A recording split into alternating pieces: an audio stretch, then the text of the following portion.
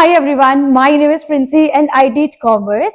And अगर आप one shot video के लिए प्लान कर रहे हैं और अभी तक आपने कुछ भी नहीं पढ़ा तो जल्दी से सब्सक्राइब कर दो। वेट किसका कर रहे हो, क्योंकि हम कर रहे हैं एक वीडियो पे एक पूरा चैप्टर कंप्लीट। ठीक है, वन शॉट रहेंगी सारी वीडियोस। तो मैंने अभी प्लानिंग, ऑर्गेनाइजिंग, स्टाफिंग की डाल दी है, डायरेक्टिंग की भी डाल दी है। आज हम पढ़ रहे हैं कंट्रोलिंग। तो जल्दी से कॉपी पेन लेके बैठ जाओ, तसल्ली से पढ़ेंगे, बहुत जल्दी कवर कर लेंगे।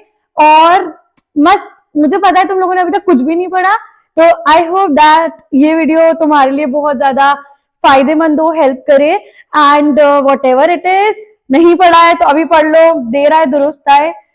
Something is better than nothing. नहीं पढ़ा है, बहुत देर में पढ़ रहे हो तो बहुत ही अच्छी बात है, बहुत ज्यादा दिमाग में रहेगा। तो जल्दी से फटाफट पढ़ाई करते हैं हम। ठीक है, तो आज हम पढ़ेंगे फंक्शंस, मैनेजमेंट के फंक्शंस का last topic which is controlling. It is super easy, super easy. ठीक है, जितना प्लानिंग इजी था उतना ही कंट्रोलिंग इजी है। जल्दी से पढ़ लेते हैं।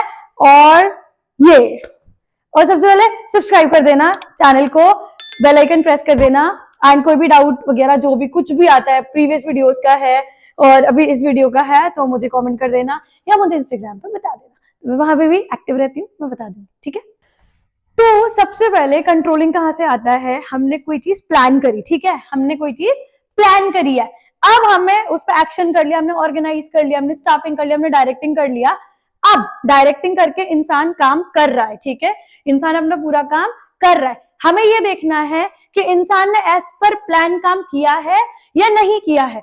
तो कंट्रोलिंग का मतलब होता है comparison of actual performance with the plan performance. हमने प्लानिंग में क्या किया था? हमने प्लानिंग में प्लान किया था कि हमें by the end of the year sales बढ़ानी है 10 लाख रुपए से। ठीक है, हमें 10 लाख रुपए से सेल्स बढ़ानी है bye the end of the year. But हमने एक्चुअल सेल्स कितनी कर पाई? हमने एक्चुअल सेल कर पाई 8,80,000 की। ठीक है, इतने की सेल्स कर पाई हमने। तो अब कंट्रोलिंग का मतलब होता है हम एक्चुअल परफॉर्मेंस को प्लान्ड परफॉर्मेंस से कंपेयर करेंगे। ठीक है, हम क्या करेंगे? एक्चुअल परफॉर्मेंस को प्लान्ड परफॉर्मेंस से कंपेयर करेंगे।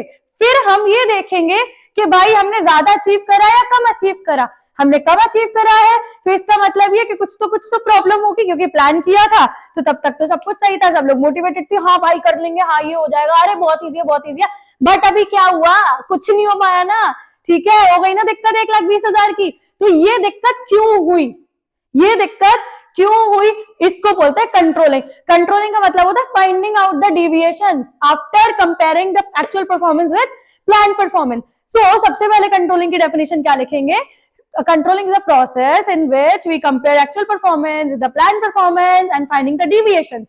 क्योंकि ये चीज अचीव नहीं हुई है तो पक्का कुछ ना कुछ रीजंस तो होंगे ही होंगे। ठीक है, तो जो डेफिनेशन है वो मैं स्क्रीन पे चिपकवा दूंगी, तो आप लोग लिख लेना। और बाकी ये भी लिखते चलो यार, इतना इजी डेफिनेशन में बताती हूँ, सीधे साफ बात है, ऐसे सिंपल सिंपल लिख देना। एग्जामिनर सिर्फ आपका ये देखते हैं कि आपको कितना आता है और आपने कितना लिखा है, वो ये नहीं देखते कि भाई क्या क्या लिखा है आपने। ठीक है, तो सबसे पहले देखो, कंट्रोल ना दो टाइप से होता है, एक होता है स्ट्रैटेजिक कंट्रोल, एक होता है ऑपरेशनल कंट्रोल। स्ट्रैटेजिक कंट्रोल का मतलब कौन होता है? देखो, आपका अगर गोल अचीव नहीं हुआ तो दो चीज में दिक्कत हो सकती है, या तो स्ट्रैटेजी में दिक्कत होगी, ठीक है, या ऑपरेशंस में दिक्कत होगी। तो हमें देखना पड़ता है कि स्ट्रैटेजी में डिविएशन है या ऑपरेशन में डिविएशन है, स्ट्रैटेजी खराब है या ऑपरेशन खराब है। स्ट्रैटेजी का मतलब क्या होता है? जिसने भी गोल्स बनाए होंगे, जिसने भी स्ट्रैटेजीज प्लान्स बनाए होंगे, शायद उसमें कुछ दिक्कत हो सकती है तो नहीं काम हुआ, तो हम ये चेक करेंगे।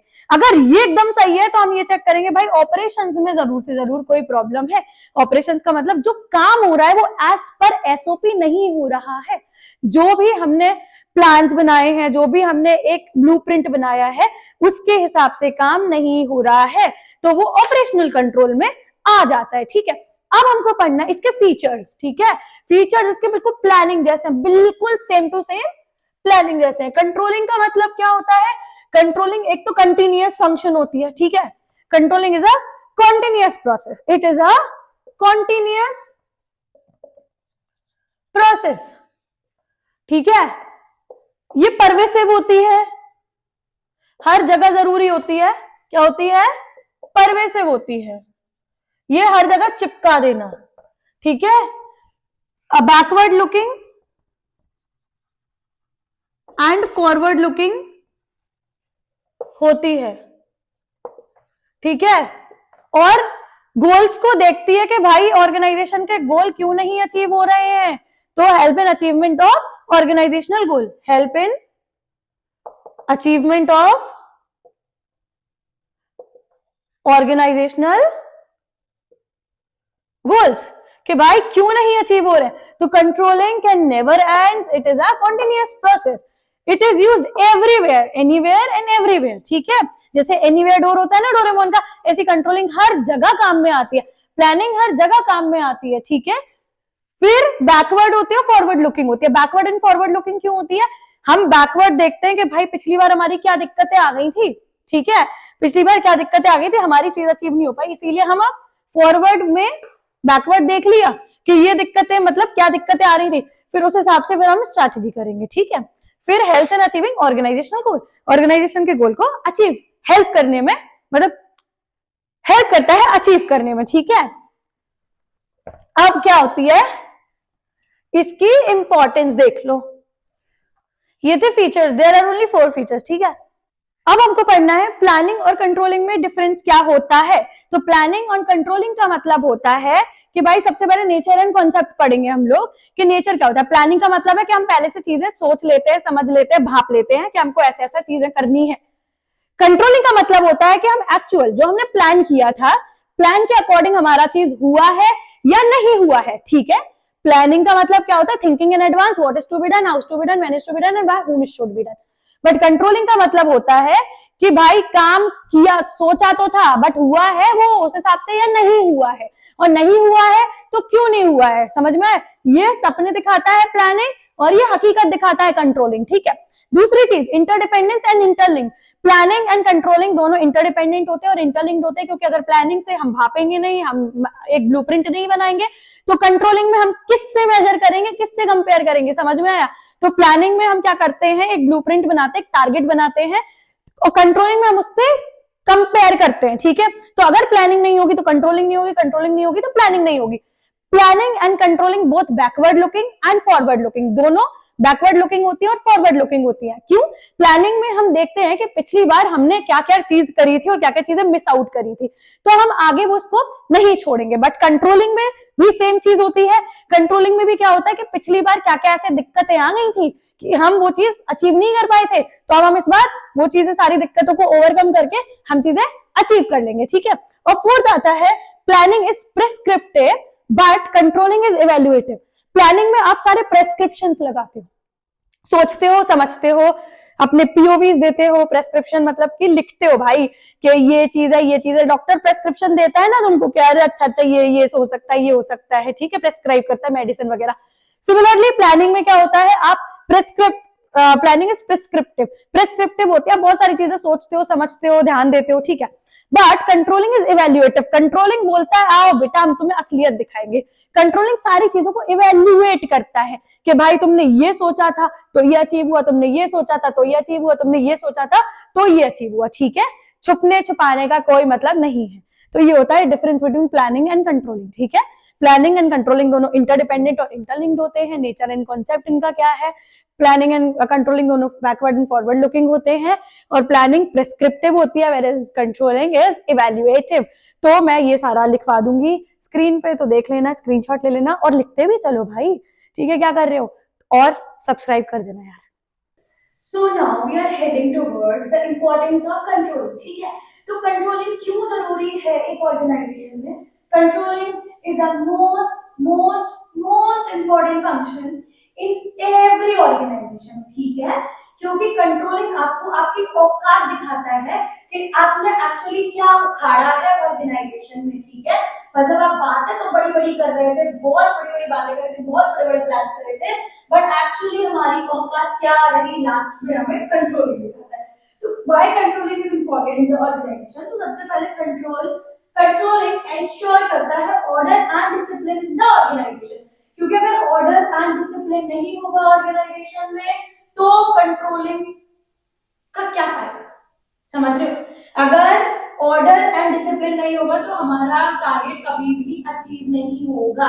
एंड कंट्रोलिंग मेक श्योर करता है कि ऑर्गेनाइजेशन में ऑर्डरली काम चलता रहे और डिसिप्लिन में काम चलता रहे, ताकि रिसोर्सेज वेस्ट ना हो। So here comes our second point कि कोई भी रिसोर्सेज का वेस्ट ना करे, ऑप्टिमम यूटिलाइजेशन ऑफ रिसोर्सेज हो, एफिशिएंटली यूज हो, निचोड़ के इस्तेमाल करते हैं रिसोर्सेज को, ठीक है। कंट्रोलिंग आपको बताता है कि आपकी जो स्टैंडर्ड है वो कितने एक्यूरेट है, कितने रेलेवेंट है। मतलब प्लानिंग हमने करी थी 10 लाख सेल्स करने की इस साल के अंदर, ठीक है, बट हम 8,80,000 कर पाए, तो रेलेवेंट थी ना। कि कंट्रोलिंग आपको बताता है कि आपका स्टैंडर्ड कितना सटीक है, ठीक है, कितना सटीक है, अचीवेबल है, रेलेवेंट है या नहीं है, ठीक है। फिर कोऑर्डिनेट करवाता है एक्शंस के साथ। देखो लोग ऑर्गेनाइजेशन में काम करते हैं, बट कोऑर्डिनेशन का मतलब होता है सिंक में काम करना, ठीक है। सब लोग एक्शंस तो कर रहे हैं, सब लोग काम तो कर रहे हैं, बट कोऑर्डिनेशन का मतलब ये होता है कि सब लोग के जो भी एक्शंस हो रहे हैं वो एक ही डायरेक्शन में काम कर, ठीक है। और लास्ट होता है मोटिवेशन ऑफ एफर्ट, क्योंकि अब कंट्रोलिंग बराबर से होगा तो लोगों को पता रहेगा कि हाँ भैया ऊपर से कोई देख रहा है। अगर हम चीज अचीव नहीं करेंगे तो दिक्कत हो जाएगी। मान लो टारगेट से अचीव नहीं हुई, दिक्कत हो जाएगी ना। क्या दिक्कत होगी? इंसेंटिव नहीं मिलेंगे, ऑर्गेनाइजेशन ऐसे चली जाएगी, तो दिक्कत है ना।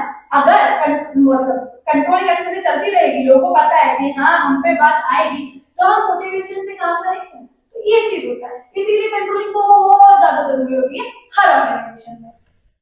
चलो, so this is the topic, like last topic of controlling we can say, it is the process of controlling. Last video में I guess माइक का थोड़ा इश्यू हो गया था, माफ करना। तो कंट्रोलिंग में जो प्रोसेस आती है उसमें 6 स्टेप्स होते हैं बस। सबसे पहले हमें टारगेट को सेट करना पड़ता है कि हमें अचीव क्या करना है। तो हमने टारगेट सेट कर लिया था कि हमें 10 लाख रुपए की सेल्स बढ़ानी है bye the end of the year, वो हमारा टारगेट है। अब हम मेजर करेंगे परफॉर्मेंस को। मेजर मतलब कि हम क्वालिटी वाइज भी चेक करेंगे और क्वांटिटी वाइज भी चेक करेंगे। क्वालिटी वाइज चेक करेंगे कि मतलब बंदा अगर परफॉर्मेंस कर रहा है तो वो सारी एसओपीज फॉलो कर रहा है या नहीं कर रहा है, ठीक है। हम बीच बीच में फॉलो करेंगे वो कि भाई कोई, बिल्कुल हम लास्ट के लिए नहीं बैठ रहेंगे कि अगर भाई ने अचीव नहीं कर पाया तो देखेंगे, ऐसा नहीं होता है। हम स्टार्टिंग से ही देखना स्टार्ट करेंगे, क्वालिटी मेजर करेंगे क्वांटिटेटिव टर्म्स में कि भैया इतना अचीवेबल है या नहीं है, या कितने बंदे चाहिए इस चीज को करने के लिए, ठीक है।